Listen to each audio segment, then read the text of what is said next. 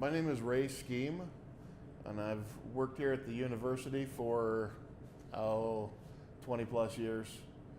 I generally work for the custodial department. I'm one of the lead workers, and I supervise a crew of custodians, and currently assigned here in the Roy F. Christensen building, the main VOTEC building. That's how I kind of got caught up with the continuing ed department and decided to, or kind of volunteered to play with the equipment. And yeah, I'll teach people how to make bread. My uncles made grain mills, had run the Retzel Corporation. They're out of McCammon.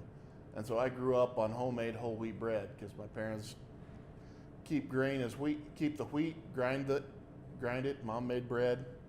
She taught me the tricks. And one of the biggest tricks when you're making a dough, a yeasted dough, is getting the texture right. You gotta, if you leave it too wet, it's kind of hard to work with. If you get it too dry, it won't raise and expand and do what you want it to do, and you'll get dry, hard little bricks. Well, I've taught basic bread, rolls, making dinner rolls, things like that, and cinnamon rolls. Well, with any bread, getting the texture of your dough right, getting your dough mixed up right and everything is one of the biggest tricks. You get that going, you get that mastered, you're in good shape. And then there are different versions there are a lot of recipes for dough out there. My basic bread recipe is very simple. It's just water, sugar, yeast, salt, flour, and oil. When you do a cinnamon roll, you usually use what they call an enriched dough. So the oil, you're using butter and you're using a bit more of it. You use a little more sugar in the dough, and you use milk instead of water. It adds a little more fat content to it, which slows down the proofing process just a little bit, but you get a nice soft texture that you really want for sweet rolls. There have been a few really good rewards. A lot of them is, people working with it and seeing that it's not as hard as it all sounds. Once there are just a few things that you got to pay really close attention to get right. And when it gets done right, and you get all done, and they get to take stuff home with them, and you've got these really pretty finished products that people get to take home and eat, and then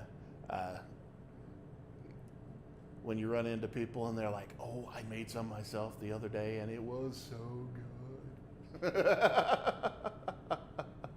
because it's good stuff and it's not as hard as it sounds, but there are a few tricks. Well, my mommy taught me how to maintain my manly figure properly, and so I really enjoy cooking lots of things. I've made some. One of my friends brought me some venison stew meat, and I made a big batch of stew for them, and a batch of rolls to go with it. In the wintertime, when it's cold, there's nothing better than soup and bread. Potato bacon, cream of potato bacon soup, chicken corn chowder, ham and bean soup, things like that. Oh yeah, that's good stuff.